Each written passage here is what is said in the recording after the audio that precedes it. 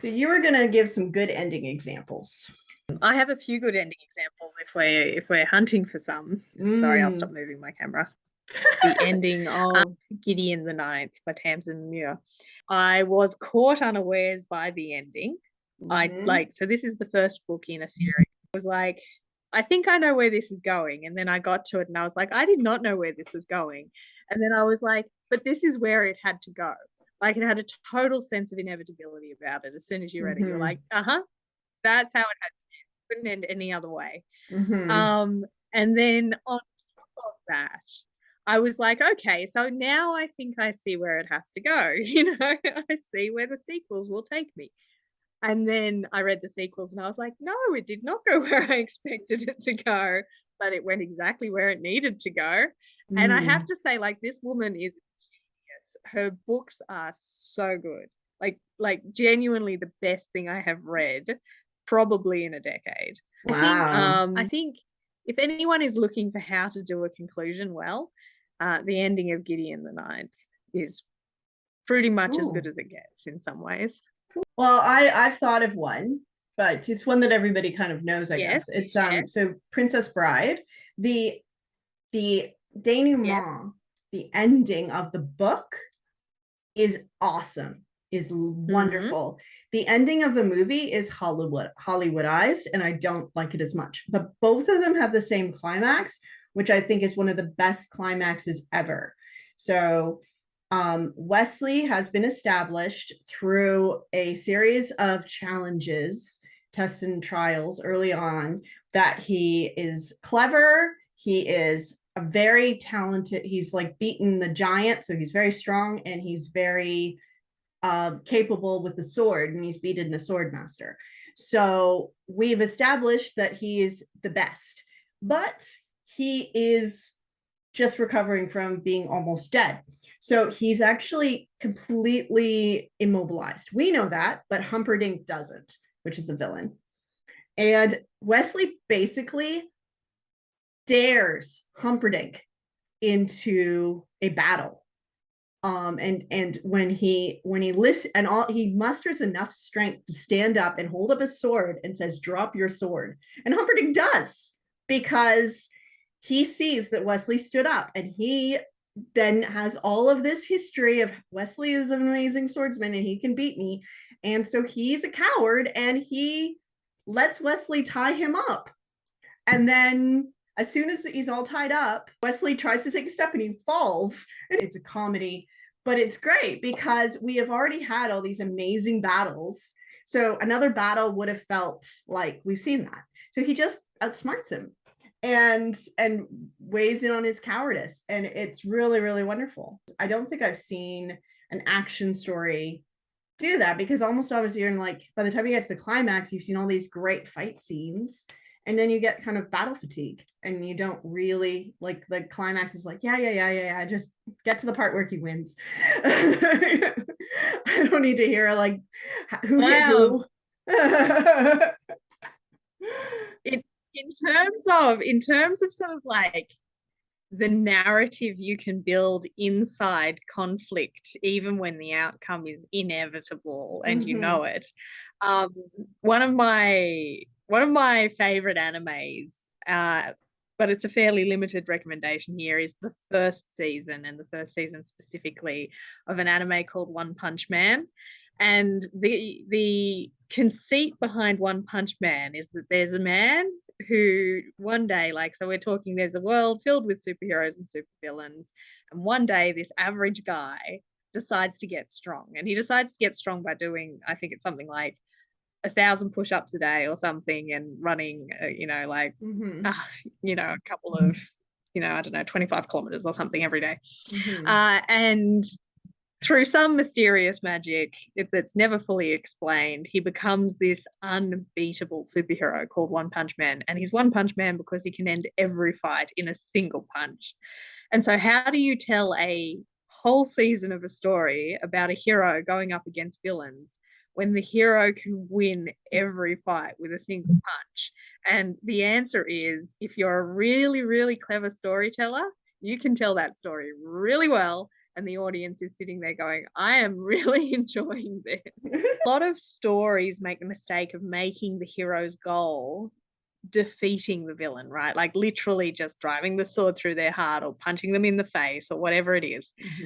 But if the hero's goal is something else, but the villain just happens to be that thing that's standing in their way that they have to deal with and get around, you know, like even if their goal is to make the villain rather than kill them, right? Like you've made it more interesting in that moment because it's so much harder when battle to make someone else see reason.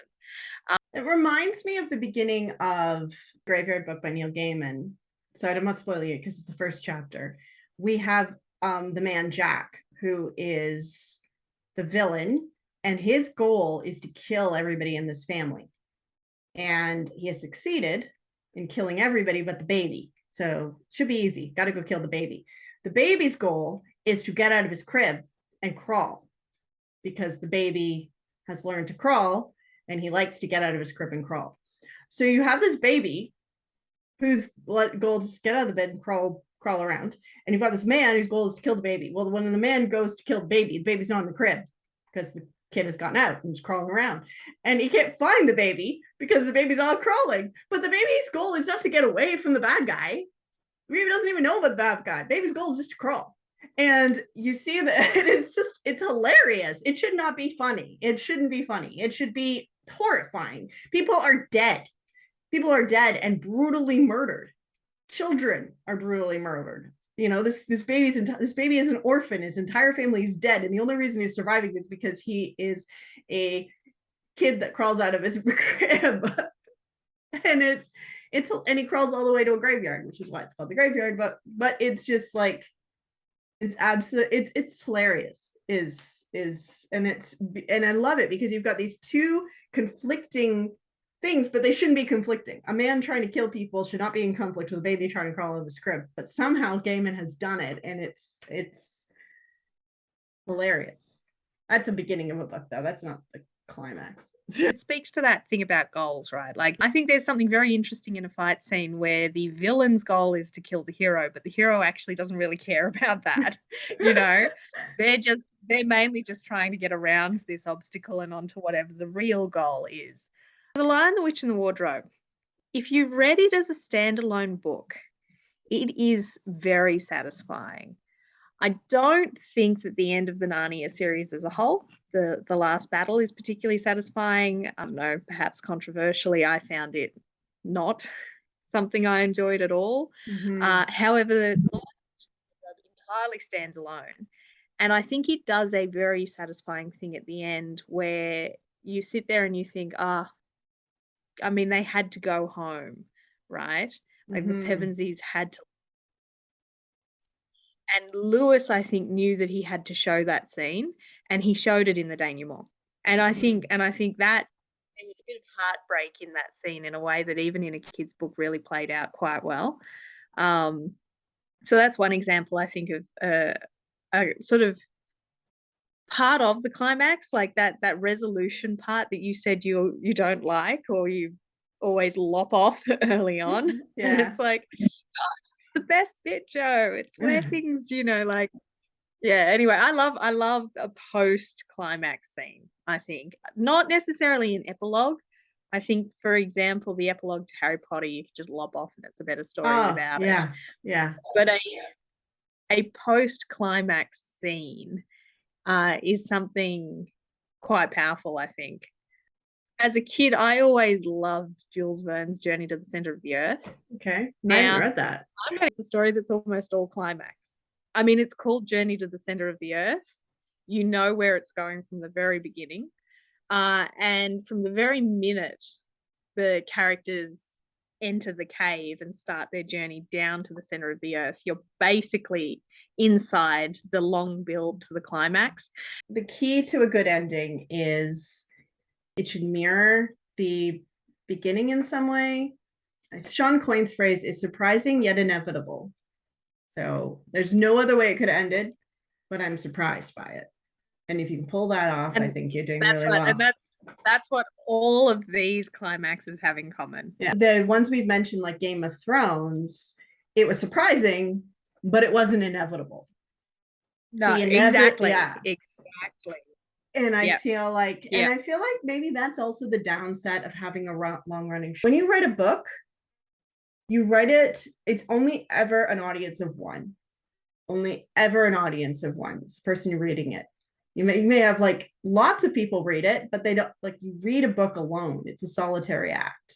When you watch a TV show and then everybody else is watching the TV show and then you go online and you chat about it, you know, it has a very different effect. And I think that maybe the format of television, as opposed to a movie or a book, where you write it, it goes out there, and then people give you feedback, is very different than putting a TV show out there.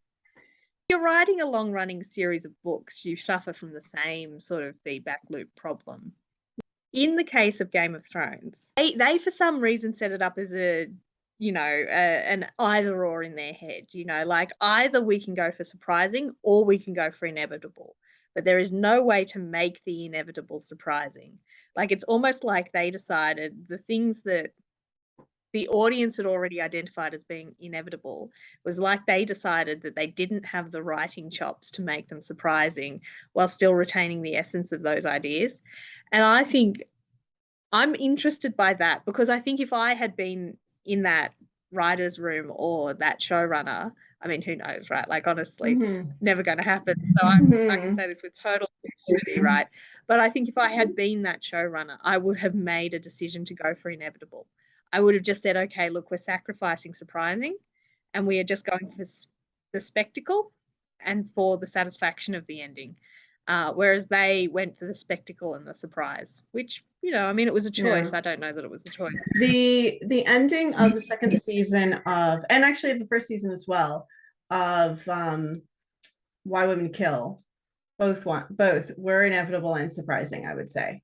And possibly because the show was done and in the in the can, what did they say, in the can, before the audience really got a hold of it and could critique it and could comment.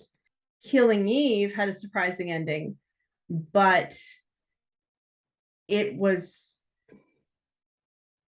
didn't feel right.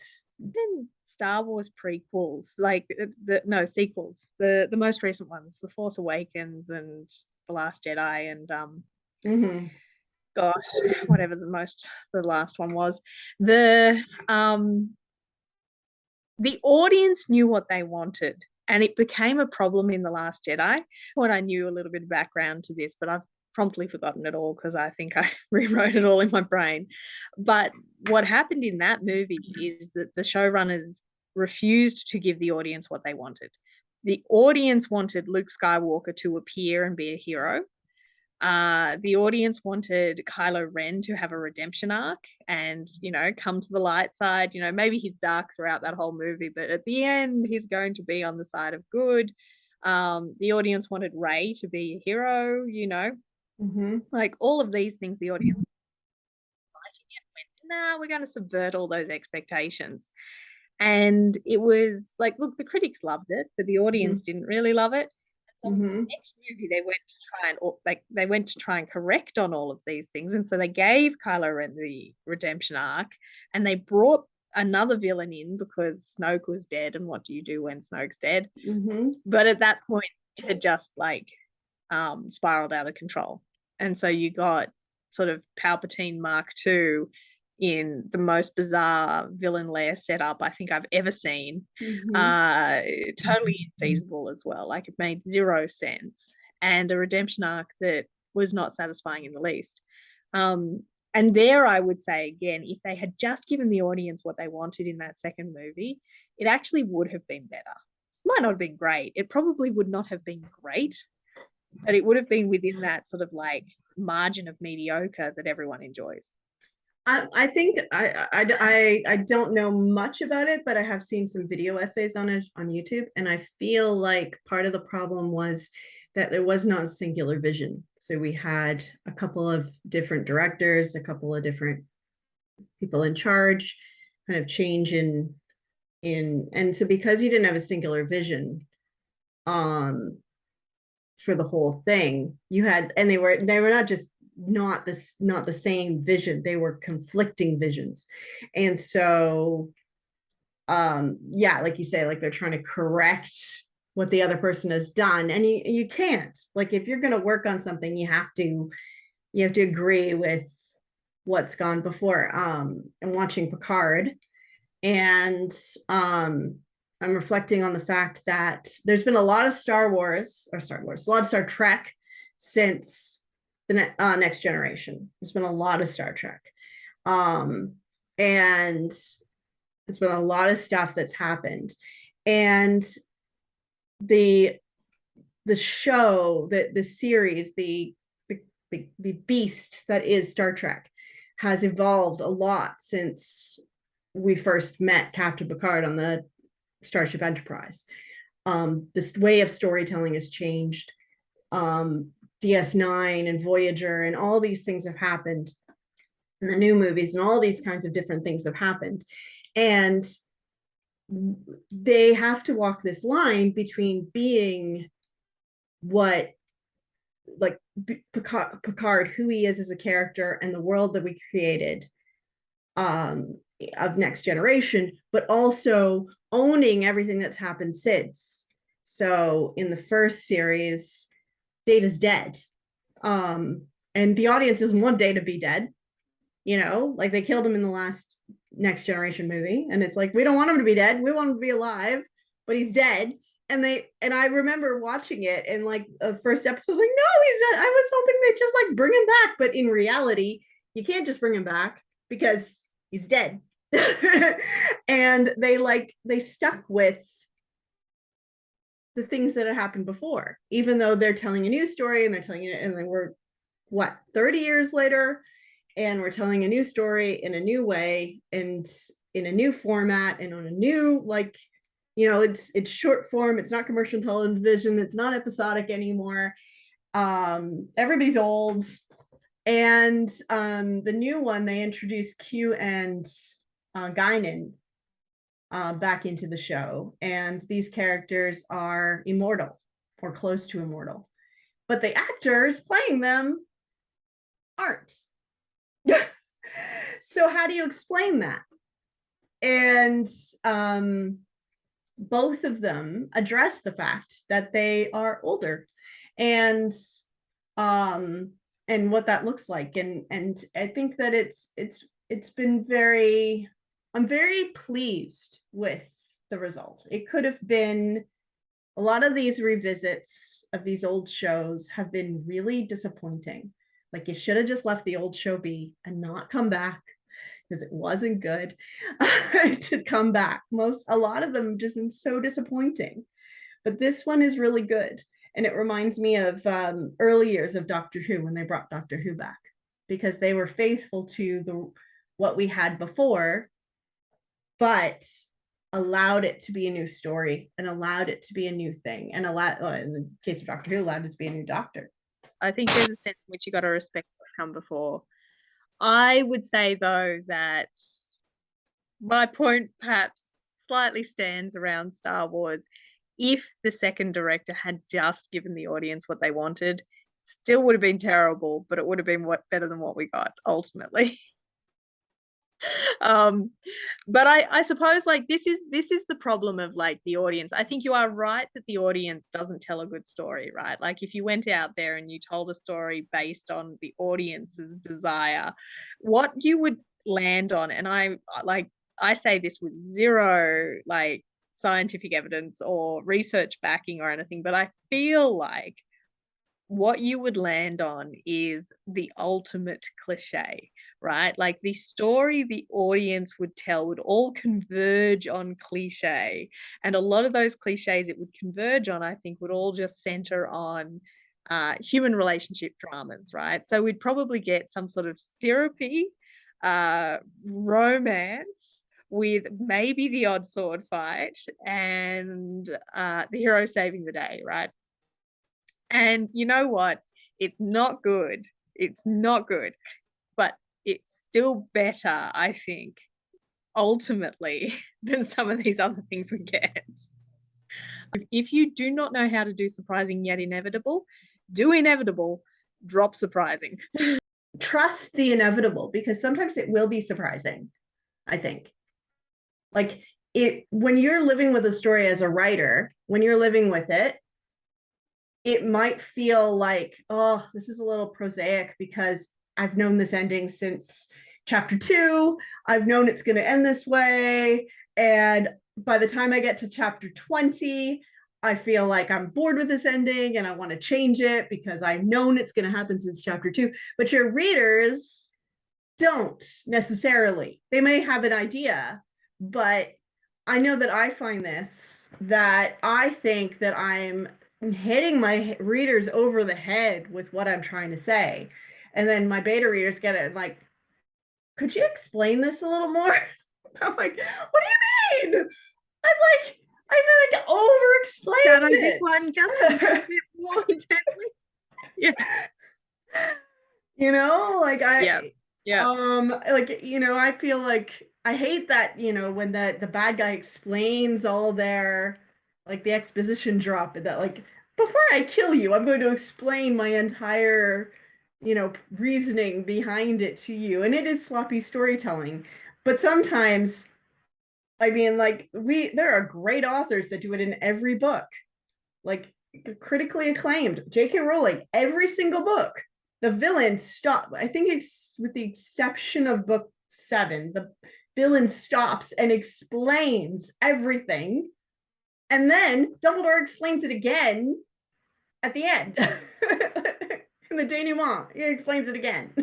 It's like, but it's because she's made it so complicated that the readers weren't following it and they do need it explained. I think that's good. Endings are hard. Endings are hard. And endings are hard. And